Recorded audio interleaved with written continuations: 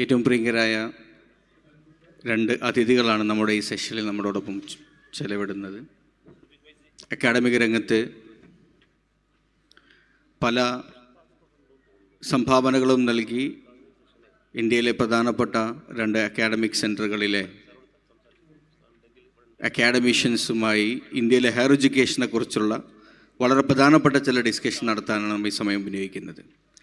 നേരത്തെ ഹയർ എഡ്യൂക്കേഷനുമായി ബന്ധപ്പെട്ട് നടത്തിയ ചർച്ചയിൽ കേരളത്തിൻ്റെ ഉന്നത വിദ്യാഭ്യാസ വകുപ്പ് മന്ത്രിയായിരുന്ന doctor KT Jaleel, professor EP Imbichikoya തുടങ്ങിയ അതിഥികൾ തുടങ്ങിവെച്ച ഒരു വലിയ ചർച്ചയുടെ തുടർച്ച ആണ് നമ്മളിവിടെ പ്രധാനമായിട്ട് ഉദ്ദേശിക്കുന്നത്. നാഷണൽ എഡ്യൂക്കേഷൻ പോളിസി 2020 ഇംപ്ലിമെൻറ്റേഷൻ്റെ ഭാഗമായി ഇന്ത്യയിലെ എല്ലാ സംസ്ഥാനങ്ങളിലും, ഒട്ടുമിക്ക സംസ്ഥാനങ്ങളിലും പുതിയ വിദ്യാഭ്യാസ നയത്തിൻ്റെ അടിസ്ഥാനത്തിലുള്ള അണ്ടർ ഗ്രാജുവേഷൻ, അതുപോലെ തന്നെ അതിനെ ഫോളോ ചെയ്തുകൊണ്ടുള്ള പോസ്റ്റ് ഗ്രാജുവേഷൻ പോളിസികൾ, അക്കാഡമിക് പോളിസികൾ എല്ലാ സംസ്ഥാനങ്ങളിലും, ഒരുപക്ഷെ ഇന്ത്യയിലെ ഒട്ടുമിക്ക സംസ്ഥാനങ്ങളിലും അത് നടപ്പിലായിക്കൊണ്ടിരിക്കുകയാണ്. കേരളവും കഴിഞ്ഞ വർഷം അതിൻ്റെ ഇംപ്ലിമെൻറ്റേഷൻ്റെ തുടക്കം വളരെ ഘനഗംഭീരമായിട്ടുള്ള പരിപാടികളിലൂടെ, വളരെ മികച്ച ആസൂത്രണത്തിലൂടെ നമ്മൾ സംഭാവന നടത്തിക്കൊണ്ടിരിക്കുകയാണ്. അപ്പം അതിനെക്കുറിച്ച് എന്താണ് പുതിയ ഒരു കാലത്ത് നമ്മുടെ എഡ്യൂക്കേഷൻ രംഗത്ത് എന്താണ് നമുക്ക് മിസ്സായി പോയത്, വാട്ട് വി ആർ മിസ്സിങ് എന്നുള്ളതാണ്. അതാണ് നമ്മുടെ ഡിസ്കഷൻ്റെ അല്ലെങ്കിൽ ഡിബേറ്റുകളുടെ, ഡിസ്കോഴ്സുകളുടെ ആകത്തുക. എന്താണ് നമുക്ക് ഇത്ര കാലം മിസ്സായി പോയത്, എവിടെയാണ് ഇനി നമ്മൾ ഫോക്കസ് ചെയ്യേണ്ടത് എന്ന് സംസാരിച്ചു കൊണ്ടാണ് എന്ന അഭിപ്രായ പ്രകടനത്തിലൂടെയാണ് നമ്മൾ ഈ സെഷൻ ആരംഭിക്കാൻ വേണ്ടി താല്പര്യപ്പെടുന്നത്. ആദ്യമായിട്ട് പ്രിയപ്പെട്ട ഡോക്ടർ ബഷീർ പനങ്ങാർ സാറെയാണ് ഞാൻ അതിന് ക്ഷണിക്കുന്നത്. What we are missing the earlier period and what we are going to move, ഏത് തരത്തിലുള്ള മൂവ്മെൻറ്റിലേക്കാണ് നമ്മൾ പോവേണ്ടത്, എവിടെയാണ് നമുക്ക് മിസ്സിങ് സംഭവിച്ചത് എന്നുള്ളതാണ്. അസ്സലാമു അലൈക്കും വറഹ്മത്തുള്ളാഹി. വളരെ പ്രൗഢമായ ഒരു ചർച്ചയുടെ തുടർച്ചയാണ് പ്രിയങ്കരനായ കാമിൽ സാർ ഇവിടെ തുടങ്ങി വെച്ചിട്ടുള്ളത്. നമ്മുടെ ഉന്നത വിദ്യാഭ്യാസ മേഖലയിൽ നമുക്ക് എന്താണ് നഷ്ടപ്പെടുന്നത് എന്നുള്ള ഒരു ചോദ്യം വളരെ പ്രസക്തമാണ്. നമ്മളിപ്പോൾ പുതിയ രാജ്യത്തിൻ്റെ മൂന്നാമത് വിദ്യാഭ്യാസ നയത്തെക്കുറിച്ച് പറഞ്ഞു, NEP 2020. അതിന് തൊട്ട് മുമ്പ് രണ്ട് പോളിസികൾ നമുക്ക് വന്നു പോയിട്ടുണ്ട്, NEP 1868 ആൻഡ് NEP 86. ഈ രണ്ട് 86 പോളിസിയിൽ 1986 വിദ്യാഭ്യാസ നയത്തിൽ പറഞ്ഞിട്ടുള്ള പല പരിഷ്കാരങ്ങളും കഴിഞ്ഞ വർഷമോ അതിന് തൊട്ടുമുമ്പത്തെ വർഷമോ ആണ് നമ്മുടെ സംസ്ഥാനങ്ങളടക്കം പല സംസ്ഥാനങ്ങളും നടപ്പാക്കിയിട്ടുള്ളത്. അതിൻ്റെ ഏറ്റവും ലേറ്റസ്റ്റ് ഉദാഹരണം നമ്മുടെ national open school.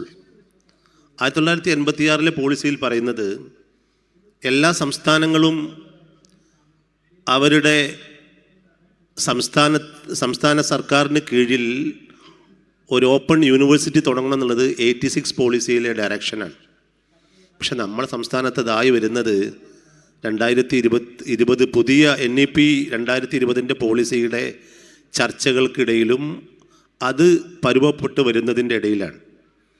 Means we are that much fast.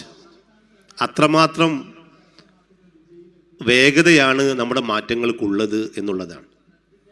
ഇപ്പോൾ നമ്മൾ പ്രൈവറ്റ് യൂണിവേഴ്സിറ്റിയെക്കുറിച്ചുള്ള ചർച്ചയിലാണ്. 2 വർഷം മുമ്പ് നമ്മുടെ സംസ്ഥാനത്ത് പ്രൈവറ്റ് യൂണിവേഴ്സിറ്റി നിയമം പാസ്സാക്കാത്ത ഒരു സമയത്ത് തമിഴ്നാട്ടിലോ കർണാടകയിലോ കേന്ദ്രീകരിച്ചുകൊണ്ട് ഒരു പ്രൈവറ്റ് യൂണിവേഴ്സിറ്റി സ്ഥാപിക്കുന്നതിനെക്കുറിച്ച് നമ്മുടെ അഭിവന്യരായ നേതാക്കളുടെ നേതൃത്വത്തിൽ ഒരു ചർച്ചയിൽ സംഗമിച്ചുകൊണ്ട് അതിന് വേണ്ട ഒരു ഡീറ്റെയിൽഡ് പ്രൊജക്റ്റ് റിപ്പോർട്ട് തയ്യാറാക്കിയിട്ട് നമ്മുടെ സമസ്ത വിദ്യാഭ്യാസ ബോർഡിന് സമർപ്പിച്ചത് സാന്ദർഭികമായി ഓർക്കുകയാണ് 2023. അത് കേവലം ഒരു റിപ്പോർട്ടായിരുന്നില്ല. ഞാൻ പറയുന്നത് പ്രൈവറ്റ് യൂണിവേഴ്സിറ്റിയെക്കുറിച്ച് നമ്മളിപ്പം ആകുലപ്പെടുന്നു, ചർച്ച ചെയ്യുന്നു. കഴിഞ്ഞ വർഷം നിങ്ങൾ ശ്രദ്ധിച്ചിട്ടുണ്ടായിരിക്കും, MG യൂണിവേഴ്സിറ്റിയുടെ, മഹാത്മാഗാന്ധി യൂണിവേഴ്സിറ്റിയുടെ 14 കോളേജുകൾ ഒന്നിച്ച് ക്ലോസ് ഡൗൺ ചെയ്തിട്ടുള്ള ഒരു ന്യൂസ് 2024 ജൂണിൽ പത്രങ്ങൾ വന്ന് വലിയ വിവാദമായത്. അതിനെക്കുറിച്ച് യൂണിവേഴ്സിറ്റി വിശദീകരിച്ചു. അതങ്ങനെയല്ല, ചിലത് മെർജ് ചെയ്തതാണ്, ചിലത് പേര് മാറ്റിയതാണ്, വാട്ട് എവർ ഇറ്റ് ഈസ്. എന്താണെങ്കിലും 14 കോളേജുകൾ ഒന്നിച്ച് നിർത്തുന്ന അവസ്ഥയിൽ കാര്യങ്ങൾ വന്നു. കഴിഞ്ഞ വർഷത്തെ ഒരു കണക്ക് 3.5 lakhs 3.5 ലക്ഷം കേരള വിദ്യാർത്ഥികൾ അവർ തുടർ പഠനത്തിന് വേണ്ടി വിദേശ രാജ്യങ്ങളിലേക്ക്, പ്രത്യേകിച്ചും യൂറോപ്യൻ രാജ്യങ്ങളിലേക്ക് പോയത് നമ്മുടെ മുമ്പിലുണ്ട്. ഈ ഒരു സാഹചര്യത്തിലാണ് പുതിയ പ്രൈവറ്റ് യൂണിവേഴ്സിറ്റിയെക്കുറിച്ചുള്ള ചർച്ചകൾ നമ്മൾ ചെയ്യുന്നത്. നമ്മുടെ ഉന്നത വിദ്യാഭ്യാസ മേഖലയിൽ ഏറ്റവും വലിയ വിഷയമെന്ന് പറയുന്നത് നമുക്കെല്ലാവർക്കും അറിയാം, ക്വാളിറ്റി തന്നെയാണ്. ആ നിലവാരം നമുക്ക് നിലനിർത്താൻ കഴിയുമോ? നമ്മുടെ കോളേജുകളുടെ even government aided private universities and colleges എന്താണ് സ്റ്റാറ്റസ്? നമ്മൾ രാജ്യത്ത് ഒരുപാട് സംസ്ഥാനങ്ങൾ പ്രൈവറ്റ് യൂണിവേഴ്സിറ്റികളുണ്ട്. ഒരുപാട് പ്രൈവറ്റ് യൂണിവേഴ്സിറ്റികൾ പോകാൻ എനിക്ക് അവസരം. ഏറ്റവും അവസാനം പോയത് ഡൽഹിയിലുള്ള അശോക യൂണിവേഴ്സിറ്റി എന്ന് പറയും. ആർക്കെങ്കിലും അവസരം കിട്ടിയാൽ ഡൽഹിക്കടുത്ത്, ഡൽഹിയിൽ 40 കിലോമീറ്റർ സോനിപ്പത്തിലുള്ള, ഹരിയാനയിൽ സോനിപ്പത്തിലുള്ള അശോക യൂണിവേഴ്സിറ്റി ഒരു ഇൻ്റർനാഷണൽ സ്വഭാവമുള്ള നല്ല ഒരു യൂണിവേഴ്സിറ്റി. ആ യൂണിവേഴ്സിറ്റിയിലെ 60% സ്റ്റുഡൻസും ഫാക്കൽറ്റീസും ഫോറിനേഴ്സാണ്. ഇനി ആരെങ്കിലും ഇന്ത്യനായിട്ട് ആരെങ്കിലും അവിടെ ഉണ്ടെങ്കിൽ they have done their PhD, especially faculties. അവരുടെ PhDയും ഹയർ എഡ്യൂക്കേഷനൊക്കെ കാംബ്രിഡ്ജും അതുപോലെ തന്നെ മറ്റുള്ള ഓക്സ്ഫോർഡും ഹവാർഡും ഒക്കെയുള്ള യൂണിവേഴ്സിറ്റികളിൽ നിന്നാണ്. അവിടെ BA ലിബറൽ ആർട്സ് ഉണ്ട്. ഒരു വർഷത്തെ ഫീസ് സ്ട്രക്ചർ എന്ന് പറഞ്ഞാൽ 15 ലക്ഷം രൂപയാണ്. നല്ല ക്വാളിറ്റിയുള്ള എഡ്യൂക്കേഷനാണ്. ഇതും നമ്മുടെ രാജ്യത്ത് പ്രവർത്തിക്കുന്ന ഒരു പ്രൈവറ്റ് യൂണിവേഴ്സിറ്റിയാണ്. ഇങ്ങനെയുള്ള പ്രൈവറ്റ് യൂണിവേഴ്സിറ്റികളോടാണ് നമ്മുടെ സംസ്ഥാനത്ത് നമ്മൾ തുടങ്ങാനിരിക്കുന്ന പ്രൈവറ്റ് യൂണിവേഴ്സിറ്റികൾക്ക് മത്സരിക്കാനുള്ളത്. അത് നമ്മൾ മനസ്സിലാക്കുക എന്നുള്ളത് വളരെ പ്രധാനമാണ്. നമ്മുടെ ഉന്നത വിദ്യാഭ്യാസ മേഖലയിൽ നമുക്ക് നഷ്ടപ്പെട്ടത് ഏറ്റവും പ്രധാനം, നമ്മൾ മാറാനുള്ള, മാറ്റങ്ങൾ ഉൾക്കൊള്ളാനുള്ള ആ ഒരു പ്രവണതയാണ്. അതാണ് ഏറ്റവും പ്രധാനം. രണ്ടാമത്തെ ഒന്ന്, തൊട്ട് മുമ്പത്തെ സെഷൻ ഇവിടെ സംസാരിച്ചു കൊണ്ടിരുന്നത്, we are not ready to embrace the technology. ലോകം മുഴുവനും സിംബാബ്വെ, ജാപ്പാൻ തുടങ്ങിയ രാജ്യങ്ങളിലൊക്കെ എഡ്യൂക്കേഷൻ 5.0 എന്ന കൺസെപ്റ്റിനെ കുറിച്ച് സംസാരിച്ചുകൊണ്ടിരിക്കുകയാണ്. എഡ്യൂക്കേഷൻ 5.0. അപ്പോഴും നമ്മൾ ടെക്നോളജി ഇൻ്റഗ്രേഷനിൽ വളരെ ലാഗ് ചെയ്തുകൊണ്ടിരിക്കുകയാണ്. ഈ മാറ്റങ്ങൾ നമ്മൾ ഉൾക്കൊള്ളാൻ എത്രത്തോളം വൈകുന്നുവോ അതിനനുസരിച്ച് വീണ്ടും വീണ്ടും നമ്മൾ പുറകോട്ട് പോകുന്നതാണ് ചർച്ചയുടെ ആമുഖമായി സൂചിപ്പിക്കാനുള്ളത്. Thank you. അദ്ദേഹം പറഞ്ഞു വെച്ചതിൽ നിന്ന് തന്നെ നമുക്ക് അതിൻ്റെ ചർച്ചയെ തുടരാം. നമുക്ക് ഏറ്റവും പ്രാധാന്യമുള്ള ഒരു ചർച്ച, Kerala state government, Kerala higher education അടക്കമുള്ള സംവിധാനങ്ങൾ നമ്മുടെ സംസ്ഥാനത്തും പ്രൈവറ്റ് യൂണിവേഴ്സിറ്റികൾ സ്ഥാപിക്കാനുള്ള തീരുമാനമെടുത്തു. അത് കേരളത്തിൻ്റെ നിയമസഭയിൽ പാസ്സായി അതിൻ്റെ തുടർ പ്രവർത്തനങ്ങളുമായി മുന്നോട്ട് പോവുകയാണ്. അപ്പോൾ കേരളത്തിൻ്റെ പ്രത്യേകമായ ഒരു പശ്ചാത്തലത്തിൽ, പ്രത്യേകിച്ചും പൊതുവിദ്യാഭ്യാസത്തിനൊക്കെ വലിയ പ്രാധാന്യവും അല്ലെങ്കിൽ ഗവൺമെൻറ്റുകൾ വലിയ തോതിൽ ഇൻവെസ്റ്റ് ചെയ്യുകയും ചെയ്യുന്ന പ്രത്യേകമായ സാഹചര്യമുള്ള ഒരു സംസ്ഥാനത്ത് ഈ തരത്തിൽ പ്രൈവറ്റ് യൂണിവേഴ്സിറ്റികൾ നടപ്പിൽ വരുത്തുമ്പോൾ ഉണ്ടാകുന്ന അതിൻ്റെ സാമൂഹികവും രാഷ്ട്രീയവും ആയിട്ടുള്ള പ്രശ്നങ്ങൾ, അക്കാഡമിക് രംഗത്ത് അതുണ്ടാക്കാൻ സാധ്യതയുള്ള ആശയപരമായ പ്രശ്നങ്ങൾ, അതോടൊപ്പം തന്നെ നേരത്തെ സാറ് സൂചിപ്പിച്ച പോലെ നമ്മളെങ്ങനെ ഈ തരത്തിൽ വെൽ എസ്റ്റാബ്ലിഷ്ഡ് ആയിട്ടുള്ള വളരെ സിസ്റ്റമാറ്റിക്കായി പ്രവർത്തിക്കുന്ന ഗ്ലോബൽ കോമ്പിറ്റൻസിയോട് ചേർന്ന് നിൽക്കുന്ന ഉന്നത നിലവാരമുള്ള ഈ പ്രൈവറ്റ് യൂണിവേഴ്സിറ്റികളോട് കോമ്പീറ്റ് ചെയ്യാനുള്ള ശേഷി കേരളത്തിൽ നമ്മൾ പ്രഖ്യാപിക്കപ്പെട്ടതോ ആലോചനകൾക്കുള്ളിലുള്ളതോ ആയിട്ടുള്ള സംവിധാനങ്ങൾക്ക് സാധ്യമാണോ? അതിനകത്ത് എന്താണ് നമ്മൾ നേരിടുന്ന ഏറ്റവും വലിയ ചാലഞ്ചസ് എന്നാണ് എൻ്റെ ചോദ്യം. അസ്സലാമു അലൈക്കും. വേദിയിലും സദസ്സിലുമുള്ളവരെ ആദ്യമായിട്ട് അഭിവാദ്യം ചെയ്യുകയാണ്. കേരളത്തിൻ്റെ പ്രത്യേക സാഹചര്യത്തിലുള്ള ചില കാര്യങ്ങൾ മാത്രം പറയാം. പ്രധാനമായി ഞാൻ ഒരേ സമയം അധ്യാപക സംഘടനയുടെ ആളുമാണ്, വിദ്യാർത്ഥി സംഘടനയുടെ പ്രതിനിധിയാണ്. അപ്പോൾ അധ്യാപകരുടെ ഭാഗത്തു നിന്ന് വിദ്യാർത്ഥികൾക്ക് വേണ്ടി സംസാരിക്കുക എന്നുള്ളതാണ് ഏറ്റവും പ്രധാനം. അതിലൊന്ന്, റാപ്പിഡായിട്ടുള്ള ചേഞ്ച് എഡ്യൂക്കേഷൻ മേഖലയിൽ വരുന്നുണ്ട്, എല്ലാവർക്കും അറിയുന്ന കാര്യമാണ്. അതിനകത്ത് ഒരു കീ ഇൻവോൾവ്മെൻ്റ് ഉള്ള ആളുകളാണ് അധ്യാപകർ എന്ന് പറയുന്നത്. പക്ഷെ കേരളത്തിൽ അധ്യാപകരെ ഈ റാപ്പിഡ് ചേഞ്ചിന് പ്രാപ്തരാക്കുന്ന ഒരു സംവിധാനവും നിലവിലില്ല എന്നുള്ളതാണ് ഏറ്റവും പ്രധാനപ്പെട്ട ഒരു പ്രശ്നം. ഇപ്പോൾ FIUGP വരുന്നെങ്കിൽ ഇതിൻ്റെ ഡിസ്കഷന് വേണ്ടിയിട്ട് 2-3 വർഷം എടുക്കുന്നു.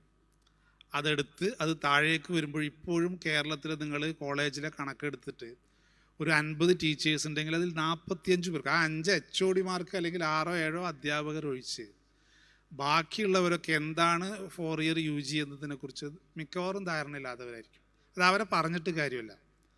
അതിനൊരു സംവിധാനം, ഒരു സിസ്റ്റം ഉണ്ടാകുമ്പോൾ മാത്രമാണ് സ്വാഭാവികമായിട്ടും ടീച്ചേഴ്സിനൊക്കെ കൃത്യമായിട്ട് ചെയ്യാം. അപ്പോൾ ഒരു മാറ്റം വരുമ്പോൾ ആ മാറ്റത്തിനെ അഡ്രസ്സ് ചെയ്യുന്ന ഒരു റാപ്പിഡായിട്ടുള്ള ചേഞ്ചിനെ അഡ്രസ്സ് ചെയ്യുന്ന, അവർക്ക് നിരന്തരം ട്രെയിനിങ് കൊടുക്കുന്ന ഇവനൊരു ട്രെയിനിങ് സെൻറ്റർ പോലും ഗവൺമെൻറ് സംവിധാനത്തിൻ്റെ ഉള്ളിൽ ഇല്ല എന്നുള്ളത് നമ്മൾ വളരെ പ്രധാനപ്പെട്ട് കാണേണ്ടതാണ്. ഇതാണ് എനിക്ക് എപ്പോഴും തോന്നിയിട്ടുള്ളത്. ഈ ചേഞ്ചിനെ അഡ്രസ്സ് ചെയ്യുന്ന ഒരു ട്രെയിനിങ് സെൻറ്ററോ അതല്ലെങ്കിൽ പിന്നെ നിരന്തരം പരിശീലനം കൊടുക്കുന്ന അത്തരം സംവിധാനങ്ങളൊന്നും ഇവിടെ ഇല്ല എന്നുള്ളതാണ്. രണ്ടാമത്തത്, കേരളത്തിൽ വന്നിട്ടുള്ള ഏറ്റവും വലിയൊരു ചലഞ്ച്, ഇവിടെ ഇപ്പോൾ നമ്മൾ പ്രൈവറ്റ് യൂണിവേഴ്സിറ്റി കൊണ്ടുവരുന്നു, ധാരാളം ഇൻസ്റ്റിറ്റ്യൂട്ടുകൾ പുതിയത് വരുന്നു. പക്ഷേ കേരളത്തിൻ്റെ ജനസംഖ്യാ ഗ്രോത്ത് എന്ന് പറയുന്നത് 1.67ഒക്കെയാണ്. സത്യത്തിൽ 2 പേർക്ക് ഒരു കോൺസ്റ്റൻ്റ് ആയിട്ട് വേണമെങ്കിൽ 2.1, അതായത് 200 പേർക്ക് 210 മക്കളെങ്കിലും ഉണ്ടെങ്കിലാണ് ഒരു നാട്ടിൽ ജനസംഖ്യ സ്റ്റേബിൾ ആവുക. ഇന്ന് 200 പേർക്ക് 167 കുട്ടികളാണ്. എന്ന് വെച്ച് കഴിഞ്ഞാൽ 2 ലക്ഷം പേർക്ക് 1,67,000 മക്കളാണ് ഉണ്ടാകുന്നത്. 40,000, 35,000 കുട്ടികൾ ഓരോ വർഷം. അതായത് നമ്മുടെ 1ാം ക്ലാസ്സിൽ പോലും അത്രയും കുട്ടികൾ കുറഞ്ഞു വരുന്നുണ്ട്. കേരളത്തിൻ്റെ പോളിസി നിശ്ചയിക്കുന്ന സ്ഥലത്ത് എവിടെയും ഇതുവരെ എൻ്റെ വായനയിൽ ശ്രദ്ധയിലൊന്നും പെട്ടിട്ടില്ല. ജനസംഖ്യ കുറഞ്ഞു വരുന്നൊരു സ്റ്റേറ്റിനനുസരിച്ചുള്ളൊരു പോളിസി എവിടെയും നമ്മൾ ചെയ്യുന്നില്ല. നമ്മളിപ്പോഴും പുതിയത് കൊണ്ടുവരുന്നു എന്നതിനെ കുറിച്ചാണ് ചർച്ച. അപ്പോൾ സ്വാഭാവികമായിട്ടും ജനസംഖ്യ കുറയുമ്പോൾ റിസോഴ്സ് നന്നായിട്ട് സാധനങ്ങൾ കുറേ ഉണ്ടാവും. പക്ഷേ അവിടെയൊന്നും ആവശ്യത്തിന് ഒരു സ്ഥാപനത്തിനോ ഒരു കമ്പനിക്കോ എക്യുപ്പ് ചെയ്യണമെങ്കിൽ സ്വാഭാവികമായിട്ടും ഹ്യൂമൻ റിസോഴ്സ് വേണം. ഈ ഹ്യൂമൻ റിസോഴ്സ് ഇന്ത്യയിൽ തന്നെ ഏറ്റവും കൂടുതൽ വൃദ്ധരുള്ള സ്റ്റേറ്റാണ് കേരളം. നിലവിൽ ലോകത്തെ ഏറ്റവും യൂത്തുള്ള രാജ്യമാണ് ഇന്ത്യ. 27-28 വയസ്സൊക്കെയാണ് ആവറേജ് ഇന്ത്യൻ ജനസംഖ്യ. ഇത് പിന്നെ ഏജ് എന്ന് പറയുമ്പോൾ കേരളത്തിലത് 40-ലേക്കൊക്കെ എത്തിയിട്ടുണ്ടെന്നാണ് ഞാൻ മനസ്സിലാക്കുന്നത്. അപ്പോൾ സ്വാഭാവികമായിട്ടും വൃദ്ധർ കൂടുന്നു, പുതിയ കുട്ടികൾ ഉണ്ടാവുന്നില്ല. അങ്ങനത്തെ ഒരു സ്റ്റേറ്റിനെ ബേസ് ചെയ്തിട്ടുള്ള പോളിസികൾ പലപ്പോഴും ഇവിടെ വരുന്നില്ല. അതാണ് രണ്ടാമത്തെ ഒരു പ്രധാനപ്പെട്ട എനിക്ക് തോന്നിയിട്ടുള്ള. അതേസമയം കേരളത്തിൽ നിന്ന് വലിയ തോതിൽ വിദേശത്തേക്ക് കുട്ടികൾ പോകുന്നു. അപ്പോൾ മൂന്നാമത്തെ ഒരു പ്രശ്നം, ആൾറെഡി ഇവിടെ കുട്ടികൾ ഉണ്ടാവുന്നില്ല, എന്നാൽ വലിയൊരു ടീം ഇവിടെ നിന്ന് പോകുന്നു. അതിൻ്റെ ഏറ്റവും പ്രധാനപ്പെട്ട ഒരു കാരണം കേരളത്തിൻ്റേതായിട്ടുള്ള കുറേ പോസിറ്റീവ്സ് ഉണ്ട്. നമ്മൾ സോർട്ട് ഡിസ്കസ് ചെയ്യുന്ന ഒരു പ്രൊജക്റ്റും നിങ്ങൾ ഏതെടുത്ത് നോക്കിയാലും, ഇപ്പോൾ യൂണിവേഴ്സിറ്റി നമ്മുടെ പുതിയ സർവകലാശാല ഇത് വരുന്നു, അവിടെ ഒരു സോർട്ട് അനാലിസിസ് മിക്കവാറും അതിൻ്റെ ഒന്നും ഫ്രണ്ടിലോ ബാക്കിലോ എവിടെയും കാണാറില്ല. നമ്മുടെ കേരളത്തിൻ്റെ സ്ട്രെങ്ത് എന്താണ്? ഇപ്പോൾ ലോകത്ത് തന്നെ ഭൂപടത്തിൽ വേറിട്ട് നിൽക്കുന്ന ഒരു സ്റ്റേറ്റാണ് കേരളം. അതിന് ധാരാളം പോസിറ്റീവ്സ് ഉണ്ട്. പക്ഷേ ആ പോസിറ്റീവിനെ അഡ്രസ്സ് ചെയ്തുകൊണ്ട്, ഇപ്പോൾ ഈവൻ ഏറ്റവും രസകരമായൊരു കാര്യം, കേരളത്തിൽ ഇപ്പോൾ ക്രെഡിറ്റ് ആൻഡ് സെമസ്റ്റർ സംവിധാനം കോളേജുകളിൽ കൊണ്ടുവന്നു. ആ കോളേജിലെ ക്രെഡിറ്റ് ആൻഡ് സെമസ്റ്ററിനെ കുറിച്ച് പഠിക്കാൻ നിയോഗിച്ച ഏറ്റവും ചെയർമാൻ, അദ്ദേഹം കേരളത്തിൽ ഒരു സ്ഥാപനത്തിലും പഠിച്ച ആളല്ല. കേരളത്തിലെ ഒരു സ്ഥാപനത്തിലും പഠിക്കാത്ത ഒരാളാണ് കേരളത്തിലെ ക്രെഡിറ്റ് ആൻഡ് സെമസ്റ്റർ കൊണ്ടുവരുന്നത്. നിങ്ങൾ അധ്യാപകരോട് ചോദിച്ചു കഴിഞ്ഞാൽ ഹയർ എഡ്യൂക്കേഷനിൽ അധ്യാപകർ കിടന്ന് പെടാപ്പാട് വരുന്നത് പരീക്ഷകൾ മാത്രം. ഈവൻ ആവശ്യമായ ദിനങ്ങൾ ക്ലാസ് എടുക്കാൻ പോലും തികയാത്തൊരവസ്ഥയുണ്ട്. അപ്പോൾ സോർട്ട് അനാലിസിസിനെ ബേസ് ചെയ്തിട്ടല്ല പലപ്പോഴും നമ്മുടെ പ്രൊജക്റ്റുകളൊക്കെ വരുന്നത്. അപ്പോൾ അതും നമ്മൾ അഡ്രസ്സ് ചെയ്യേണ്ട ഒരു കാര്യമാണ്. ഇനിയും ധാരാളം, എനിക്ക് തോന്നുന്നത് നമ്മൾ സമയത്തിൻ്റെ ഒരു ലിമിറ്റേഷൻ ഉള്ളതുകൊണ്ട് എൻ്റെ ഭാഗത്ത് ഒരു 2-3 പോയിന്റ് പറഞ്ഞ് അവസാനിപ്പിക്കും. Okay, fine.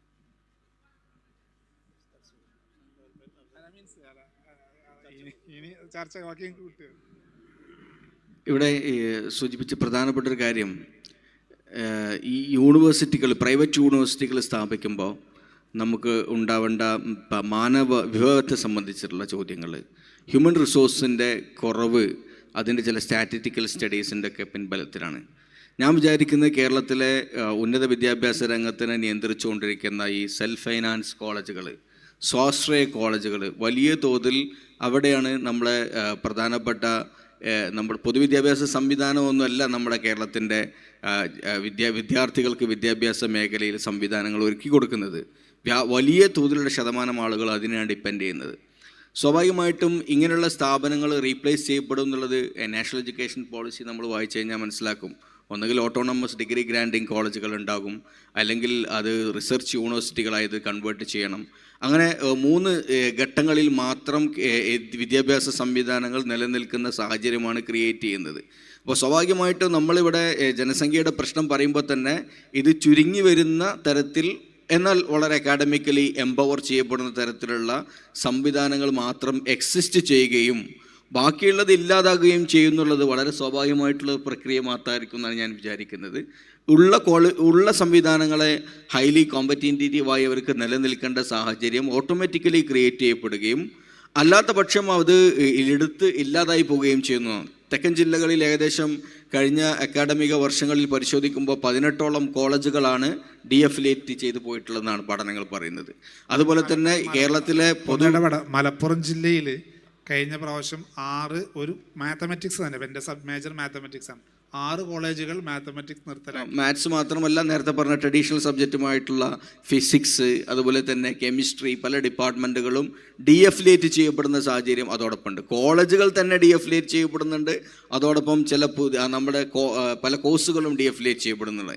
എയ്ഡഡ് കോളേജുകളിലൊക്കെ അത് ഡീഅഫിലിയേറ്റ് ചെയ്യപ്പെടാതിരിക്കുന്നത് അവിടെ കുട്ടികൾ കൂടുതലൊന്നും പഠിക്കുന്നതുകൊണ്ടല്ല, അവിടെയുള്ള ടീച്ചേഴ്സിൻ്റെ ജോലി അതിൻ്റെ സ്ഥിരതയുമായി ബന്ധപ്പെട്ടൊക്കെ മിനിമം നമ്പറിൽ മാത്രമാണ് പലപ്പോഴും കേരളത്തിലെ പല എയ്ഡഡ് കോളേജുകളിൽ പോലും ഈ ട്രഡീഷണൽ കോഴ്സുകളൊക്കെ നിലനിൽക്കും. ഞാൻ പറയുന്നത് ഒരു വലിയ തോതിലുള്ളൊരു മാറ്റം, ഒരു ചേഞ്ച് സ്വാഭാവികമായിട്ടും ഈ ഇൻസ്റ്റിറ്റ്യൂഷണൽ സംവിധാനങ്ങൾക്കകത്ത് ഉണ്ടാവുകയും അത് എണ്ണം കുറയും, ആ സംവിധാനങ്ങൾ കുറയും എന്നുള്ള യാഥാർത്ഥ്യം നമ്മൾ ഉൾക്കൊണ്ടുകൊണ്ട് മുന്നോട്ട് പോയായിരിക്കും കുറേ കൂടി യാഥാർത്ഥ്യമെന്നാണ് ഞാൻ വിചാരിക്കുന്നത്. അതോടൊപ്പം ഒരു കാര്യം, നമ്മുടെ ഈ ഗ്ലോബൽ കോമ്പിറ്റൻസി അല്ലെങ്കിൽ പുതിയ കാലത്തിൻ്റെ സ്കില്ലുകൾ, ആ സ്കില്ലുകൾ സ്വാഭാവികമായിട്ടും നമ്മൾ ഇത്രകാലം ഡിസൈൻ ചെയ്ത നമ്മുടെ വിദ്യാർത്ഥികളുടെ സിലബസുകൾക്കകത്തോ അതിൻ്റെ ഗ്ലോബലി അതിൻ്റെ കോമ്പിറ്റൻസിയോട് അല്ലെങ്കിൽ ആ ഒരു സംവിധാനത്തോട് കോമ്പീറ്റ് ചെയ്യാവുന്ന തരത്തിലുള്ള സംവിധാനങ്ങൾ നമുക്കില്ല എന്നുള്ളതാണ് ഒരു യാഥാർത്ഥ്യം. അതെങ്ങനെ ഈ ഗ്ലോബൽ കോമ്പിറ്റൻസിയിലേക്ക് അല്ലെങ്കിൽ 21st സെഞ്ച്വറി സ്കില്ലിനെ നമ്മുടെ അക്കാഡമിക്സിൻ്റെ ഉള്ളിലേക്ക് കൊണ്ടുവന്ന് അതിനെ എങ്ങനെയാണ് നമുക്ക് സ്ട്രെങ്തൻ ചെയ്യാൻ പറ്റുക എന്നുള്ളതാണ്. ഇതിൽ നമ്മൾ സാധാരണ ഉപയോഗിക്കുന്ന ടേമാണ് skill education. Means we are unable to upskill the youth through education. That's why we are saying skill education. എഡ്യൂക്കേഷന് സ്കില്ല് കിട്ടുന്നില്ല, സ്വാഭാവികമായിട്ടും നമ്മൾ എന്ത് ചെയ്യുന്നു, ഉപ്പിൻ്റെ രുചിയില്ല. അപ്പോൾ പിന്നെ നമ്മൾ ഉപ്പ് രസമുള്ള ഉപ്പ് എന്ന് പറയും പോലെ പഞ്ചസാരക്ക് മധുരമില്ല. അപ്പോൾ മധുരമുള്ള പഞ്ചസാര എന്ന് പറയും പോലെ എഡ്യൂക്കേഷനിലൂടെ സ്കില്ല് കുട്ടികൾക്ക് കിട്ടാതെ വരുമ്പോൾ നമ്മൾ സ്കിൽ എഡ്യൂക്കേഷൻ എന്ന് പറഞ്ഞ് പ്രത്യേകം പ്രോഗ്രാമുകളും അസാപ്പും സ്കിൽ എൻഹാൻസ്മെൻറ്റും അപ്പ് സ്കിൽ പ്രോഗ്രാമുകളും നമ്മൾ ചെയ്യുകയാണ്. 21st സെഞ്ച്വറി സ്കില്ലടക്കം നമ്മുടെ വിഷയം ഇവിടെ നമ്മൾ അടിസ്ഥാന വിഷയം എന്ന് പറഞ്ഞാൽ ഇപ്പോൾ even private university government has decided അതിനുവേണ്ടി കഴിഞ്ഞ വർഷം സബ്മിറ്റ് ചെയ്ത റിപ്പോർട്ടുണ്ട്. കേരളത്തിലെ ഹയർ എഡ്യൂക്കേഷൻ്റെ ഒരു നേർരേഖാചിത്രം എന്ന് പറയുന്ന ഒരു റിപ്പോർട്ടും ഇതിന് മുന്നോടിയായിട്ട് ഗവൺമെൻറ് മേടിച്ചു വെച്ചു. ഞാൻ ഓർക്കുന്നത് ശരിയാണെങ്കിൽ നമ്മുടെ ഡൽഹി യൂണിവേഴ്സിറ്റിയിലെ പ്രൊഫസറായിരുന്ന ഡൽഹി അംബേദ്കർ യൂണിവേഴ്സിറ്റിയുടെ VC ആയിരുന്ന പ്രൊഫസർ ശ്യാംബി മേനോൻ ചെയർമാനായിട്ടുള്ള Kerala higher education reforms committee ഒരു റിപ്പോർട്ട് ഇപ്പോൾ നമ്മളത് ഹയർ എഡ്യൂക്കേഷൻ്റെ കൗൺസിലിൻ്റെ വെബ്സൈറ്റിൽ അവൈലബിൾ ആണ്. നേരത്തെ ഗവൺമെൻറ് അത് സബ്മിറ്റ് ചെയ്തിട്ട് തന്നെ പുറത്തു വിടാൻ ഒരുപാട് ടൈം എടുത്തു. മലബാറിലെ ഉന്നത വിദ്യാഭ്യാസത്തിലെ ഇനിക്വാലിറ്റിയെക്കുറിച്ച് അതിൻ്റെ 19ാമത്തെ പേജിൽ വളരെ കൃത്യമായിട്ട് പറയുന്നുണ്ട്. അപ്പം അതിൻ്റെ ഒരു ശുപാർശയാണ് പ്രൈവറ്റ് യൂണിവേഴ്സിറ്റികൾ വേണം, ഗവൺമെൻറ്റിൻ്റെ ആവശ്യമുണ്ട്, ഒരു റിപ്പോർട്ട് മേടിച്ച് നമ്മൾ തുടങ്ങുന്നു. പക്ഷേ ഇപ്പോൾ നേരത്തെ ഇവിടെ സൂചിപ്പിച്ചതുപോലെ നമ്മുടെ ഈ ഒരു പ്രൈവറ്റ് യൂണിവേഴ്സിറ്റിയെ കുറിച്ചിട്ടുള്ള ഒരു ഡീറ്റെയിൽഡ് സ്റ്റഡി ഇത് ഇവിടെ എങ്ങനെ നടത്തും, എങ്ങനെ ചെയ്യും, അതൊന്നും അറിയാതെ നമ്മൾ സ്കൂളുകൾക്ക് അപ്ലിക്കേഷൻ വിളിച്ച് കൊടുക്കുന്നത് പോലെ അങ്ങനെ കൊടുക്കാനാണ് ഗവൺമെൻറ്റിൻ്റെ പരിപാടി എന്നാണ് നമുക്ക് കാര്യങ്ങളിൽ നിന്ന് മനസ്സിലാകുന്നത്. സത്യം പറഞ്ഞാൽ ഇത്രയും നമ്മുടെ ടെക്നിക്കൽ എഡ്യൂക്കേഷൻ എഞ്ചിനീയറിംഗ് കോളേജുകൾ കുറേ പൂട്ടിപ്പോയി, ഉള്ളോടെ തന്നെ 30% 40% താഴെ കുട്ടികളുള്ളൂ. ദയനീയമായ ഒരു അവസ്ഥയാണ് എഞ്ചിൻ എഡ്യൂക്കേഷൻ നടക്കുന്നത്. നമ്മുടെ എവർഗ്രീൻ എന്ന് പറയുന്ന സോഷ്യൽ സയൻസുകളുടെയും മറ്റ് സയൻസുകളുടെയും ഒക്കെ അവസ്ഥ നമുക്കറിയാം. പിന്നെ ഈ കുട്ടികളുടെ ഈ പോക്കും, ഈ ഒരു സാഹചര്യത്തിൽ ഈ പ്രൈവറ്റ് യൂണിവേഴ്സിറ്റി എങ്ങനെ നമ്മുടെ കേരളത്തിൽ അത് ഫീസിബിൾ ആകും, എങ്ങനെ അത് സസ്റ്റെയിൻ ചെയ്യുമെന്നതിനെക്കുറിച്ചുള്ള ഒരു ഡീറ്റെയിൽഡ് സ്റ്റഡിയോ പഠനമോ ഒന്നും നടക്കാതെ ഗവൺമെൻറ് എന്നോ ചെയ്യേണ്ട ഒരു കാര്യമായിരുന്നു. ഗവൺമെൻറ് നമ്മുടെ UGC നേരത്തെ guide lines, private university guide lines ഒക്കെ തയ്യാറാക്കിയിട്ടുണ്ട്.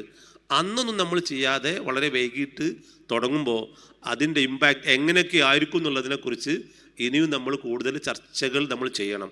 എന്താണെങ്കിലും ഒരു കാര്യം ഉറപ്പാണ്, നമ്മൾ ഏത് തരത്തിലുള്ള എഡ്യൂക്കേഷൻ ആണെങ്കിലും നമ്മുടെ കുട്ടികളെ അപ്സ്കിൽ ചെയ്യാൻ, അവരുടെ ശേഷികൾ വർദ്ധിപ്പിക്കാൻ നമ്മുടെ എഡ്യൂക്കേഷൻ സിസ്റ്റം കൊണ്ട് കഴിയുന്നില്ലെങ്കിൽ നമുക്ക് മുന്നോട്ട് പോകാൻ കഴിയില്ല. ഞാൻ നേരത്തെ സൂചിപ്പിച്ചല്ലോ, 3.5 lakhs 3.5 ലക്ഷം കുട്ടികൾ കഴിഞ്ഞൊരു അധ്യയന വർഷം മാത്രം രാജ്യം വിട്ട് ഉന്നത വിദ്യാഭ്യാസത്തിന് പുറത്തു പോയിട്ടുണ്ടെങ്കിൽ we have some serious issues in our education system.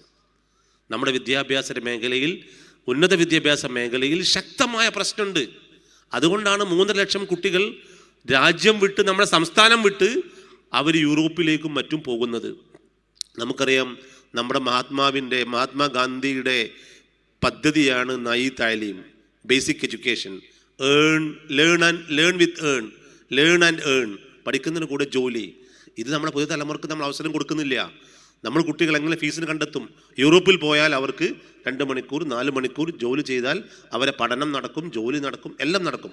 അപ്പോൾ ഇങ്ങനെയുള്ള സംവിധാനങ്ങളിലേക്ക് നമ്മുടെ മക്കൾ ഒന്നിച്ച് ഒഴുകുമ്പോൾ അപ്പോഴെങ്കിലും സീരിയസ് ആയിട്ട് നമ്മുടെ എഡ്യൂക്കേഷൻ്റെ ക്വാളിറ്റിയെക്കുറിച്ച്, നമ്മുടെ ഇന്നൊവേഷൻസ് കൊണ്ടുവരുന്നതിനെക്കുറിച്ച് പിന്നെ സർക്കാർ മാത്രം ചിന്തിച്ചാൽ പോരാ, എഡ്യൂക്കേഷൻ പോളിസി മേക്കേഴ്സും സ്റ്റേക്ക് ഹോൾഡേഴ്സും എല്ലാവരും ചിന്തിച്ചുകൊണ്ട് നമ്മുടെ വിദ്യാഭ്യാസത്തിൻ്റെ ഗുണനിലവാരവും അതുപോലെ തന്നെ ഒരു ഗ്ലോബൽ സ്റ്റാൻഡേർഡ്സിലേക്ക് നമ്മുടെ എഡ്യൂക്കേഷൻ സിസ്റ്റം, ഇപ്പം ഞാൻ മനസ്സിലാക്കുന്നത് കേരള ഹയർ എഡ്യൂക്കേഷൻ ഡിപ്പാർട്ട്മെൻറ്റും സ്റ്റേറ്റ് ഹയർ എഡ്യൂക്കേഷൻ കൗൺസിലും ഒരു 3-4 ദിവസം കൃത്യമായിട്ട് വലിയ സമ്മേളനം കുസാറ്റിൽ വെച്ച് നടത്തിയിരുന്നു.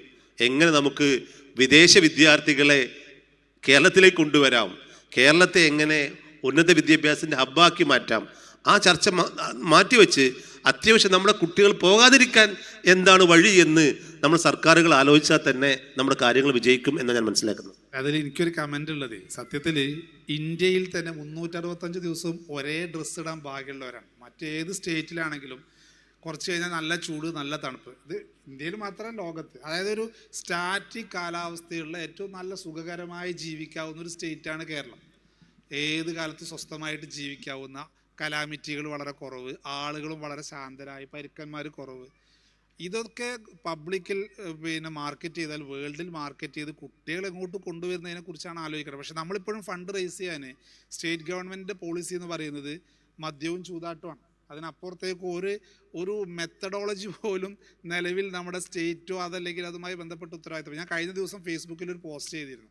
ഈ ആനങ്ങനെ ചവിട്ടിക്കൊല്ലുന്ന സമയത്ത് തലയിൽ ആൾതാമസമുള്ളവരെ നിയമനിർമ്മാണ സഭകളിലേക്ക് അയച്ചാൽ മാത്രമേ ഇതിനനുസരിച്ച് പുതിയ നിയമങ്ങൾ വരുള്ളൂ.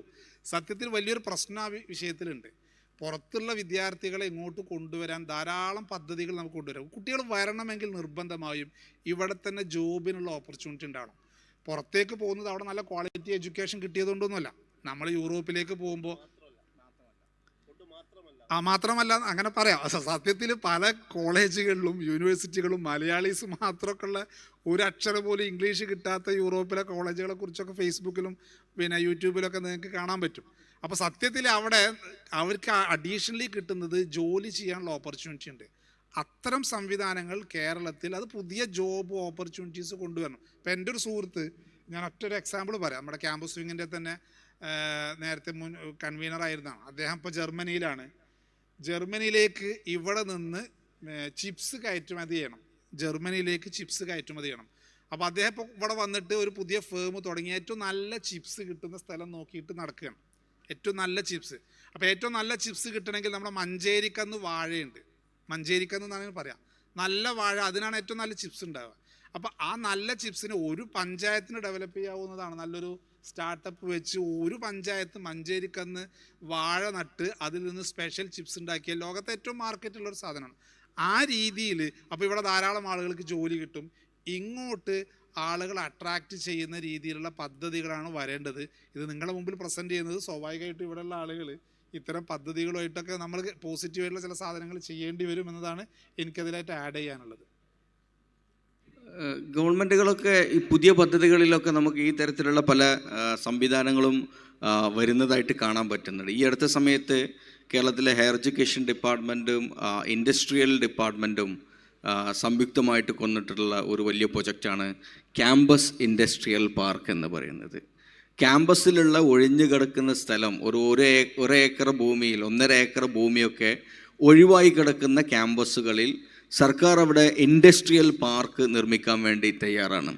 ഇൻഡസ്ട്രിയൽ പാർക്ക് നിർമ്മിക്കാൻ വേണ്ടി ഗവൺമെൻറ് സ്പെഷ്യലായ ഇൻഡസ്ട്രിയൽ ഡിപ്പാർട്ട്മെൻറ്റ് വ്യവസായ വകുപ്പ് അവിടെ ഇൻവെസ്റ്റ് ചെയ്ത് കുട്ടികൾക്ക് അവിടെ അവരുടെ ബിസിനസ് സംരംഭങ്ങൾ സംവിധാനങ്ങളൊക്കെ അവിടെ സ്റ്റാർട്ട് ചെയ്യാൻ പറ്റുന്ന തരത്തിലുള്ള സ്റ്റാർട്ടപ്പ് പദ്ധതികൾ അവിടെ തുടങ്ങാൻ പറ്റുന്ന പദ്ധതികൾ സർക്കാർ അങ്ങനെയുള്ള പല പദ്ധതികളും നടപ്പിലാക്കുന്നുണ്ട് എന്നുള്ളത്. ഇതിൻ്റെ ഒരു ഇംപ്ലിമെൻറ്റേഷനകത്ത് പലപ്പോഴും പല പ്രശ്നങ്ങളും ഉണ്ടാകുന്നു എന്നുള്ളതാണ്. അത് കേരളത്തിൻ്റെ പ്രത്യേകമായിട്ടുള്ള എന്തെങ്കിലും ഒരു രാഷ്ട്രീയ കാലാവസ്ഥ അതൊക്കെ ഇതിന് തടസ്സമായിട്ടുണ്ടാവുന്നുണ്ടോ എന്ന് വളരെ പ്രധാനപ്പെട്ട ഒരു കാര്യമാണിത്. ഇപ്പോൾ ടീച്ചിങ് അധ്യാപകർ നോക്കൂ, നമ്മൾ 1-ാം ക്ലാസ് മുതൽ അല്ലെങ്കിൽ 2-3 ക്ലാസ്സുകളിലൊക്കെ ഹിന്ദി ഭാഷ പഠിപ്പിക്കുന്നുണ്ട്, ലാംഗ്വേജ് പഠിപ്പിക്കുന്നുണ്ട്.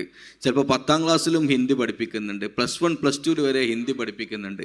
അങ്ങനെ 10-12 വർഷമൊക്കെ ഹിന്ദി പഠിപ്പിക്കുന്ന ആൾക്ക് ഹിന്ദിയിൽ എന്താണ് അറിയുക, സംസാരിക്കാൻ എന്താ അറിയാൻ ചോദിച്ചു കഴിഞ്ഞാൽ തുമാരാ നാം ക്യാ ഹേ, അതിൻ്റെ അപ്പുറത്തേക്ക് യാതൊന്നും സംസാരിക്കാനുള്ള കമ്മ്യൂണിക്കേഷൻ സ്കിൽ അയാൾക്ക് ഉണ്ടാവണില്ല. നേരെ മറിച്ച് ഇതാ ഇപ്പോൾ പുതിയ ഒരുപാട് ആപ്പുകൾ, സ്പീക്ക് ഈസി ആപ്പുകൾ, ഇംഗ്ലീഷ് സ്പീക്കിംഗ് ആപ്പുകൾ, ഈ ആപ്പുകൾ 15 ദിവസം കൊണ്ട് ഹിന്ദി പഠിക്കാം, 10 ദിവസം കൊണ്ട് അറബിക് സംസാരിക്കാൻ പഠിക്കാം എന്നൊക്കെ പറയുന്ന ആപ്പുകൾ, സ്പീക്ക് ഈസി പോലുള്ള ഇംഗ്ലീഷ് ഹബ്ബുകൾ, പലതരത്തിലുള്ള ആപ്പുകൾ. ഈ ആപ്പുകളൊക്കെ 10-30 ദിവസം കൊണ്ട് വളരെ സിമ്പിളായിട്ടുള്ള കമ്മ്യൂണിക്കേഷൻ സ്കില്ല് ഉണ്ടാക്കുന്നുണ്ട്. വേണ്ട, നിങ്ങൾ സ്വന്തം വീട്ടിൽ വേണമെങ്കിൽ ഒരു 5-6 ദിവസം ഒരു ബംഗാളിയെ പണിക്ക് കൊണ്ടുവന്നാൽ നിങ്ങൾക്ക് വേണമെങ്കിൽ ഒരാഴ്ച കൊണ്ടോ 2 ആഴ്ച കൊണ്ടോ ഒക്കെ നന്നായി ഹിന്ദി സംസാരിക്കാൻ പറ്റും. അതേ സമയത്ത് നമ്മളെ കുട്ടികളെ സ്കൂളിൽ കൊണ്ടുപോയി നമ്മുടെ ഹിന്ദി ഹിന്ദി സംസാരിക്കണ കേട്ടാൽ ഒരു പക്ഷേ അയാൾക്ക് ജീവിതത്തിൽ ഹിന്ദി സംസാരിക്കാനുള്ള, ഹിന്ദി എന്നുള്ള ഒരു സബ്ജക്റ്റ് എന്നുള്ള രീതിയിലെടുത്താണ്. ഇവിടെ ചിലപ്പോൾ ഹിന്ദി അധ്യാപകരുണ്ടാവും. ഞാൻ പറയുന്നത് അപ്പോൾ ഇംഗ്ലീഷ് എഡ്യൂക്കേഷൻ നോക്കൂ, നമ്മുടെ കുട്ടികൾ പൊതുവിദ്യാഭ്യാസത്തിൽ ഇവിടെ തൊഴിലാളികൾ വളരെ പ്രധാനമാണ്. അതെ, ഞാൻ ചോദിക്കുന്നത് ഹിന്ദി ടീച്ചറെ തൊഴിൽ വളരെ പ്രധാനമാണ്. ഞാൻ പറഞ്ഞതാണ്. അപ്പം നമ്മുടെ ഈ ടീച്ചിങ് മേഖലയിൽ അതുപോലെ തന്നെ സർക്കാരുകൾ, അതുപോലെ തന്നെ തൊഴിൽ സംഘടനകൾ, ഇപ്പോൾ അധ്യാപക സംഘടനകളൊക്കെ ചില സമീപനങ്ങൾ, ഭരണകൂടത്തോടുള്ള അവരുടെ ചില കാഴ്ചപ്പാടുകൾ, ഭരണകൂടങ്ങൾ അവരെ സംരക്ഷിക്കുന്ന രീതികൾ, ഇതൊക്കെ സത്യത്തിൽ നമ്മുടെ വിദ്യാഭ്യാസ മേഖലയിലേക്ക് ചില ഹിൻഡ്രൻസുകളായി, ചില തടസ്സങ്ങളായിട്ട് ഉണ്ടാവുന്നില്ല എന്നുള്ളതാണ് എൻ്റെ ചോദ്യം. സത്യസന്ധമായിട്ടുള്ള മറുപടിയാണ് ഈ ഇത്തരം കാര്യങ്ങളിലൊക്കെ. By profession you are a teacher, you and also, അങ്ങനെയല്ല, അതിൻ്റെ അപ്പുറം ഇതിനൊരു പൊതു കാഴ്ചപ്പാടിൽ നിന്നുകൊണ്ട് നമ്മളെങ്ങനെയാണ് ഡിസ്കസ് ചെയ്യുന്നത്.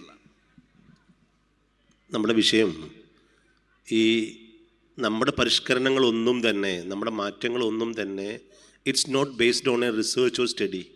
ഒരു പഠനത്തെയോ അല്ലെങ്കിൽ ഒരു ഒരു ഒരു ഗവേഷണത്തെയോ അടിസ്ഥാനമാക്കിയിട്ടല്ല നമ്മുടെ മിക്കവാറും എല്ലാ മാറ്റങ്ങളും നടക്കുന്നത്. ഇപ്പോൾ നമ്മുടെ പ്രൈവറ്റ് യൂണിവേഴ്സിറ്റി അടക്കം, ഇപ്പോൾ നമ്മുടെ ഹയർ എഡ്യൂക്കേഷനിൽ ഏറ്റവും പ്രധാനപ്പെട്ട ഒരു പോയിൻ്റ് എന്ന് പറയുന്നത് റിസർച്ചാണ്. ഇപ്പോൾ നിങ്ങൾക്ക് നോക്കിയാൽ കാണാം, നമ്മുടെ സാം പെട്രോയുടെ ചെയർമാനായിട്ടുള്ള നേരത്തെ മൻമോഹൻ സിംഗ് സർക്കാർ നിയമിച്ചിട്ടുള്ള നാഷണൽ നോളജ് കമ്മീഷൻ, അതിൻ്റെ ഡോക്യുമെൻറ്റുകളിൽ ഒരു പ്രധാനപ്പെട്ട ഡോക്യുമെൻ്റ് അവൈലബിൾ ആണ്, ക്വാളിറ്റി PhD. നിലവാരമുള്ള റിസർച്ച് നടന്നാലേ രാജ്യം വികസിക്കുള്ളൂ. സത്യം പറഞ്ഞാൽ നമ്മുടെ റിസർച്ചുകളുടെ, നമ്മുടെ യൂണിവേഴ്സിറ്റികളുടെ, ഡിപ്പാർട്ട്മെൻറ്റുകളുടെ റിസർച്ചുകളുടെ അവസ്ഥ എന്ന് പറഞ്ഞാൽ അത് തുലോം ദയനീയമാണ്, വളരെ പരിമിതമാണത്. എവിടെയെങ്കിലും നടന്ന റിസർച്ച് പുതിയ കോണ്ടെക്സ്റ്റ് ഉണ്ടാക്കി ഈ രീതിയിലേക്ക് അത് കൊണ്ടുവരുന്നു. അപ്പം it's not based on any scientific study or research or report. ഗവൺമെൻറ്റിന് എന്തെങ്കിലും ചെയ്യാൻ പരിപാടി ഉണ്ടാവും, അതിന് ഒരു കുക്ക്ഡ് റിപ്പോർട്ട് ഉണ്ടാവും, അത് വെച്ച് ഗവൺമെൻറ് ചെയ്യും. ഇങ്ങനെ നമ്മൾ ഈ ഒരു പോളിസി നമ്മൾ എത്രത്തോളം നമ്മൾ എത്ര കാലം അത് ഫോളോ ചെയ്യുന്നു, അതിനനുസരിച്ച് നമ്മുടെ level of development it will be coming down. അല്ല, ഒന്ന് ആഡ് ചെയ്യുക. അതായത് ഒരു അധ്യാപക സംഘടനയുടെ കോൺഫറൻസിൽ ഞാൻ ഈ വിഷയം പറഞ്ഞു. അതായത് നമ്മുടെ ഇപ്പോൾ ഏറ്റവും ഹയർ എഡ്യൂക്കേഷൻ്റെ ഏറ്റവും വലിയ ഹയർ അതോറിറ്റി IAS ഓഫീസർമാരോ മിക്കവാറും എല്ലാ സംവിധാനത്തിലും ഏറ്റവും മുകളിൽ വരെ സിവിൽ സർവീസ് ഓഫീസർമാർ. ഒരു സിവിൽ സർവീസ് സർവൻറ്റിൻ്റെ ക്വാളിഫിക്കേഷൻ എന്ന് പറഞ്ഞാൽ ഡിഗ്രിയാണ്.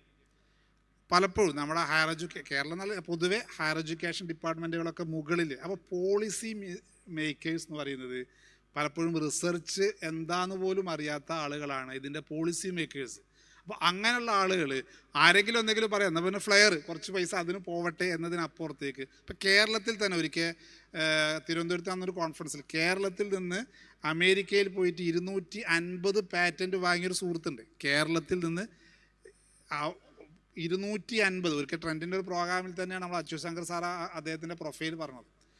കേരളത്തിൽ ഒരിക്കലും ഒരാൾക്ക് 250 ഇത് കിട്ടാവുന്ന നിലവിൽ നമ്മുടെ റിസർച്ച് സംവിധാനങ്ങളില്ലേ, അത് വളരെ എന്താ പറയുക, അങ്ങനത്തെ ഒരു കൾച്ചർ ഡെവലപ്പ് ചെയ്യുന്നത്. അതിന് ഏറ്റവും പ്രധാനപ്പെട്ടത് ഇത് ലീഡ് ചെയ്യുന്ന ആളുകൾക്ക് പലപ്പോഴും എന്തില്ല, ഒരു റിസർച്ച് ആപ്റ്റിറ്റ്യൂഡോ അതല്ലെങ്കിൽ അത്തരം ക്വാളിഫിക്കേഷനോ. സ്വാഭാവികമായിട്ടും ഒരു PhD ഉള്ള ആളുകൾക്ക് എന്താവുള്ളൂ, മിനിമം എന്താണ് റിസർച്ച് എന്നുള്ളതിൻ്റെ ബേസെങ്കിലും അറിയുള്ളൂ. അത്തരം ആളുകൾ ഹയർ എഡ്യൂക്കേഷൻ്റെ തലപ്പത്ത് വരികയും പോളിസി മേക്കേഴ്സായിട്ട് വരാത്തിടത്തോളം കാലം ഈ സംവിധാനം എങ്ങനെ പോകുന്നതാണ് എൻ്റെ വ്യക്തിപരമായ അഭിപ്രായം. ഞങ്ങൾ അവസാനിപ്പിക്കുകയാണ്. സമയം വളരെ ദീർഘിച്ച് പോയതുകൊണ്ട് ഇവിടെ വളരെ മനോഹരമായിട്ടുള്ള അഭിപ്രായ പ്രകടനങ്ങൾ അക്കാഡമിക രംഗത്തെക്കുറിച്ചും പുതിയ ദേശീയ വിദ്യാഭ്യാസ നയവുമായി ബന്ധപ്പെടുത്തിയൊക്കെയുള്ള അഭിപ്രായ പ്രകടനങ്ങൾ ഇവിടെ നടത്തി. ഒന്നോ രണ്ടോ ആളുകൾക്ക് വേണമെങ്കിൽ എന്തെങ്കിലും ക്വസ്റ്റ്യൻ ഡിസ്കഷനുമായി റിഗാർഡ് ചെയ്തിട്ടുള്ള എന്തെങ്കിലും ക്വസ്റ്റ്യൻസ് ഉണ്ടെങ്കിൽ ചോദിക്കാം, അല്ലെങ്കിൽ നമുക്ക് കൺക്ലൂഡ് ചെയ്യാം.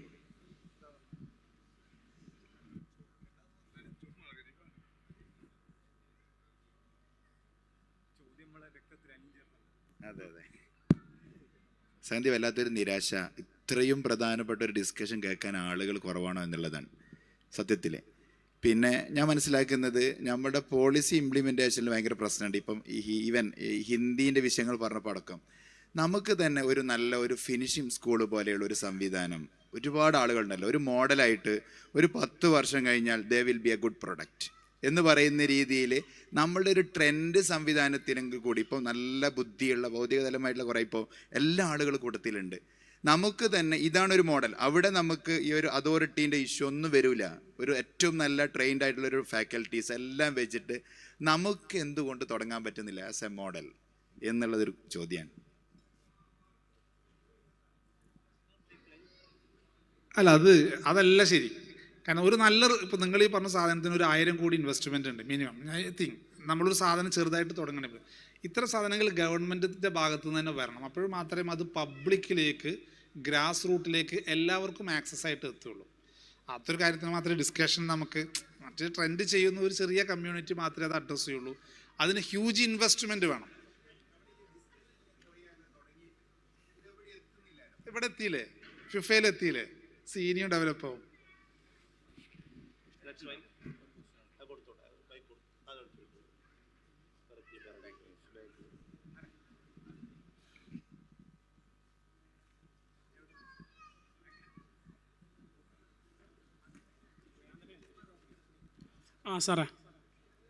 സാർ ഒരു പ്രൈവറ്റ് യൂണിവേഴ്സിറ്റിയുടെ ഡ്രാഫ്റ്റ് നമ്മുടെ സമസ്തയ്ക്ക് സമർപ്പിച്ചായിട്ട് പറഞ്ഞു 2023 ഡ്രാഫ്റ്റ് അല്ല, ഒരു പഠന റിപ്പോർട്ട്. പക്ഷെ അത് കയ്യൂം സാറൊക്കെ മുമ്പ് സംസാരിച്ചപ്പോൾ ഇതുപോലെ പ്രൈവറ്റ് യൂണിവേഴ്സിറ്റി നമുക്ക് ട്രെൻഡിന് തുടങ്ങണം എന്നൊക്കെ സാറിങ്ങനെ സംഭാഷണത്തിൽ പറഞ്ഞിട്ടുണ്ട്. പക്ഷെ അത് അതിനെപ്പറ്റി എന്തെങ്കിലും ഒന്ന് പറയാമോ? ഒരു വലിയ പോളിസിയുമായി ബന്ധപ്പെട്ടുള്ള കാര്യങ്ങൾ പ്ലാനിങ് ടു സ്റ്റാർട്ട്?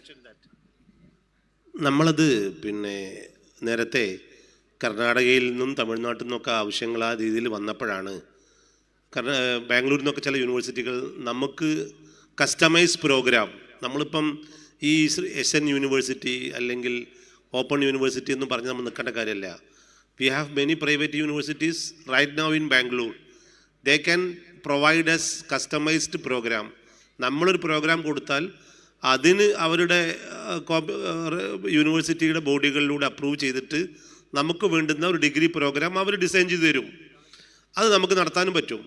അപ്പോൾ ആ ഒരു ചിന്തയിൽ നിന്നാണ് നമുക്ക് നേരത്തെ ഇതേപോലെ കുറച്ചധികം സ്ഥലം വേണം, കർണാടകയിലോ ബാംഗ്ലൂരിലോ തമിഴ്നാട്ടിലോ അങ്ങനെ 500 ഏക്കറയും ഒരു വലിയ സംവിധാനത്തെക്കുറിച്ചുള്ള ചർച്ചകൾ വന്നപ്പോഴാണ് അതിനു വേണ്ടി ഒരു സമിതി നിശ്ചയിക്കുകയും അതിൻ്റെ കുറച്ച് സിറ്റികൾ നടന്നിട്ട് നമ്മളിപ്പം ബാംഗ്ലൂരിൽ ഇഷ്ടംപോലെ പ്രൈവറ്റ് യൂണിവേഴ്സിറ്റികളുണ്ട്. ഡൽഹി അതിൻ്റെ ഒരു ഹബ്ബാണ്. ഈവൻ തമിഴ്നാട്ടിൽ വരെ നൂറുൽ ഇസ്ലാം യൂണിവേഴ്സിറ്റി ഉണ്ട്.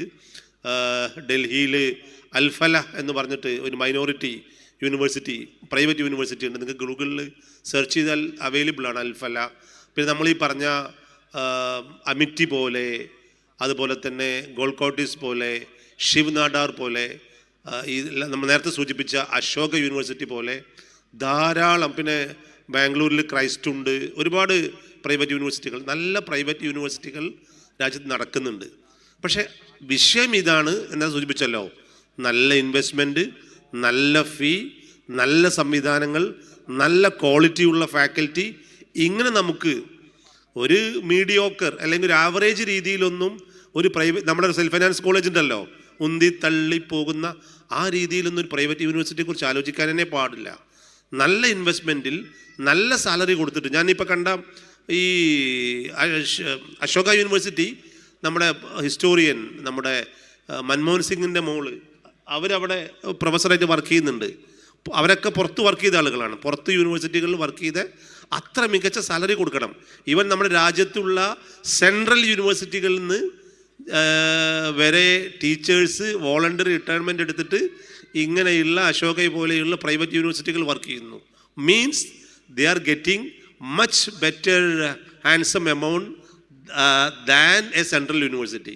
ഒരു സെൻട്രൽ യൂണിവേഴ്സിറ്റിയിൽ അവർക്ക് സ്വപ്നം കാണാൻ കഴിയുന്നതിനേക്കാൾ കൂടുതലുള്ള ശമ്പളവും ആനുകൂല്യങ്ങളും ഒക്കെ നൽകിയിട്ടാണ് പ്രൈവറ്റ് യൂണിവേഴ്സിറ്റികൾ അവിടെ നിൽക്കുന്നത്. അപ്പം നമ്മുടെ ഈ മീഡിയോക്കർ അല്ലെങ്കിൽ ശരാശരിക്ക് താഴെ ശരാശരിക്കൊക്കെ ഉള്ള ഫാക്കൽറ്റിയെ വെച്ച് ആ രീതിയിൽ നടത്താൻ ഒരു പ്രൈവറ്റ് യൂണിവേഴ്സിറ്റിയെ അങ്ങനത്തെ ഒരു പ്രൈവറ്റ് യൂണിവേഴ്സിറ്റിക്ക് കേരളത്തിലും ഭാവിയില്ല. അങ്ങനെ നമ്മൾ തുടങ്ങി വെച്ചാൽ അത് അധികം വൈകാതെ വിത്തിൻ 1 or 2 years ഇപ്പോൾ നമ്മുടെ എഞ്ചിനീയറിംഗ് കോളേജുകൾക്ക് സംഭവിച്ചുകൊണ്ടിരിക്കുന്ന ഒരു ഭാവിയായിരിക്കും വരിക. അതുകൊണ്ട് തന്നെ നമ്മുടെ ലീഡേഴ്സ് ഒന്നും കൂടി ആലോചിച്ച് ടൈം എടുത്ത് തുടങ്ങാം എന്നൊക്കെ പറഞ്ഞ് അങ്ങനെ വെക്കുന്നതിനിടയിലാണ് സ്റ്റേറ്റ് ഗവൺമെൻറ് ഇങ്ങനെയൊരു പ്രൈവറ്റ് യൂണിവേഴ്സിറ്റിയെക്കുറിച്ചുള്ള ചർച്ചകളും കാര്യങ്ങളും വേഗത്തിലാക്കുന്നത്. ഇപ്പോൾ അതിൻ്റെ വഴിക്കുള്ള ചർച്ചകളും കാര്യങ്ങളും പോവാണ്. That's all. ട്രെൻഡിന് അത് പറയേണ്ടതാണ്. എന്താണെങ്കിലും പറഞ്ഞല്ലോ, ആപ്ലിക്കേഷൻ ഫീ അധികമൊന്നുമില്ല, 50 ലക്ഷം രൂപയെ ആപ്ലിക്കേഷൻ ഫീ ഉള്ളൂ. പിന്നെ ട്രഷറിയിൽ കോഷൻ ഡിപ്പോസിറ്റ് വെക്കേണ്ടത് 25 crores ആണ്. 25 crores. ഇത് കേരള ഗവൺമെൻറ്റിൻ്റെ മാത്രമല്ല കേട്ടോ, ഇത് ഇന്നലെ വന്നതല്ല, അത് UGCൻ്റെ ഗൈഡ് ലൈൻസ് ആണ്. അത് പിന്നെ കേരളത്തിൽ മാത്രമല്ല, തമിഴ്നാട്ടിലോ കർണാടകയിലോ ഒക്കെ ഉള്ള പ്രൈവറ്റ് യൂണിവേഴ്സിറ്റികൾക്ക് അപ്ലിക്കേഷൻ ഫീ ഈ പറഞ്ഞ മാതിരി 50 lakhs എൻഡോൾമെൻ്റ് ആയിട്ട് ഫിക്സ്ഡ് ഡെപ്പോസിറ്റ് ആയിട്ട് ഈ യൂണിവേഴ്സിറ്റിൻ്റെ പേരിൽ ട്രഷറിയിൽ എന്ത് ചെയ്യാൻ പറ്റും, 25 crore ഇൻവെസ്റ്റ് ചെയ്താലേ you are eligible for application. So what will be, നമ്മളെ ഗവൺമെൻറ്റിന് താല്പര്യം കൂടി ഉണ്ടാവും. അങ്ങനത്തെ ഒരു 10-20 അപേക്ഷ വന്നാൽ ഗവൺമെൻറ്റിൻ്റെ ഇപ്പോഴത്തെ ഫൈനാൻഷ്യൽ ക്രൈസിസ് ഒക്കെ തീർക്കാം എന്നൊരു സ്വപ്നം കൂടി ഗവൺമെൻറ്റിന് ഉണ്ടാവും. അതുകൊണ്ട് ദയവ് ചെയ്ത് താല്പര്യമില്ലാത്ത ആൾക്കാരൊന്നും അതിന് അപ്ലൈ ചെയ്തിരിക്കുക എന്നുള്ളതാണ് നമുക്ക് ചെയ്യാൻ പറ്റുന്ന ഏറ്റവും വലിയൊരു സേവനം. അതേപോലെ ഒരുപാട് പ്രഖ്യാപനങ്ങൾ ഓൾറെഡി നിങ്ങൾ കേട്ടിട്ടുണ്ടാവും. ഞങ്ങൾ പ്രൈവറ്റ് യൂണിവേഴ്സിറ്റി സ്ഥാപിക്കുന്നു എന്ന് പറഞ്ഞ് പല സ്ഥലങ്ങളിലും. ഞാൻ ഒരു സംവിധാനങ്ങളെക്കുറിച്ചല്ല പറയുന്നത്. ആ പ്രഖ്യാപനങ്ങളൊക്കെ കേരളത്തിൻ്റെ ഹയർ എഡ്യൂക്കേഷൻ വകുപ്പ് പുറത്തിറക്കിയിട്ടുള്ള ഈ എൻഡോൾമെൻ്റ് അടക്കമുള്ള കാര്യങ്ങളെക്കുറിച്ച് അറിഞ്ഞിട്ടാണോ, പ്രൈവറ്റ് യൂണിവേഴ്സിറ്റിൻ്റെ 400 പേജുള്ള അതിൻ്റെ റെഗുലേഷൻ വായിച്ചിട്ടാണോ എന്നുള്ള കാര്യത്തിൽ നമുക്ക് പലപ്പോഴും സംശയം തോന്നാറുണ്ട്. കാരണം ഒരുപാട് ലാൻഡും സംവിധാനങ്ങളും ഉണ്ടായത് കൊണ്ടോ കുറേ സ്ഥാപനങ്ങളെ കോർഡിനേറ്റ് ചെയ്യാൻ പറ്റിയതുകൊണ്ടൊന്നും ഈ ഒരു ലെവലിൽ ഇതിനെ കൊണ്ടുവരാൻ പറ്റില്ല എന്നുള്ളതാണ്. ഇതിലേക്ക് ചർച്ചകൾ അവസാനിപ്പിക്കുകയാണ്, സമയം വൈകിയതുകൊണ്ട്. ഈ പിന്നെ പ്രൈവറ്റ് യൂണിവേഴ്സിറ്റിക്ക് റെക്കഗ്നിഷൻ കൊടുക്കേണ്ടത് സ്റ്റേറ്റ് ഗവൺമെൻറ് അല്ല, UGC ആണ്. സ്റ്റേറ്റ് ഗവൺമെൻറ് ചെയ്യാൻ പറ്റുക, ദേ ക്യാൻ പ്രൊവൈഡ് NOC. ഇത് ഓക്കെ എന്ന് പറഞ്ഞ് NOC കൊടുക്കാൻ പറ്റും. CBSE സ്കൂളൊക്കെ ചെയ്യൂലേ, അതേപോലെ അതിനെക്കുറിച്ച് ഡീറ്റെയിൽസ് നമുക്ക് അറിയണമെങ്കിൽ ആൾക്കാരും അങ്ങനെ പ്രൈവറ്റ് യൂണിവേഴ്സിറ്റി തുടങ്ങണമൊക്കെ താല്പര്യം ഉണ്ടെങ്കിൽ UGCയുടെ ഗൂഗിൾ പോയാൽ തന്നെ കിട്ടും. റെഗുലേഷൻസ് ഫോർ പ്രൈവറ്റ് യൂണിവേഴ്സിറ്റീസ് എന്ന് പറഞ്ഞിട്ട് 2012 or 13 ആ സമയത്തുള്ള ഒരു റെഗുലേഷൻസ് അവിടെ ഉണ്ട്. ആ റെഗുലേഷൻ പാലിക്കാൻ എല്ലാ സ്റ്റേറ്റ് ഗവൺമെൻറ്റുകളും ബാധ്യസ്ഥമാണ്. ഇപ്പം നമ്മൾ പാസ്സാക്കിയ ലാസ്റ്റ് ബില്ലടക്കം UGC റെഗുലേഷൻ അനുസരിച്ച് ചെയ്യാൻ പറ്റുള്ളൂ. ഗവൺമെൻറ്റിന് ചെയ്യാൻ പറ്റുക, they can provide NOC. We don't have any objection, no objection എന്ന് കൊടുക്കാൻ പറ്റും. പക്ഷേ യൂണിവേഴ്സിറ്റി തരേണ്ടത് ആരാണ്? അത് UGC ആണ്. That's all. Thank you. നമ്മൾ ചർച്ച അവസാനിപ്പിക്കുകയാണ്. പങ്കെടുത്ത എല്ലാവർക്കും പ്രത്യേകമായിട്ടുള്ള നന്ദി പറയുന്നു. ഡോക്ടർ അബ്ദുൽ ഖയ്യൂം, അതുപോലെ തന്നെ ഡോക്ടർ ബഷീർ പനങ്ങാങ്ങര, ഇതിൽ പങ്കെടുത്ത് ചോദ്യങ്ങൾ ചോദിച്ച ആളുകൾ, പങ്കെടുത്ത് പാർട്ടിസിപ്പേറ്റ് ചെയ്ത മുഴുവൻ ആളുകൾക്കും പ്രത്യേകമായിട്ടുള്ള നന്ദി പറയുന്നു. Thank you. Thank you, Manolo. Assalamu alaikum. Thank you once again, Dr. Bashir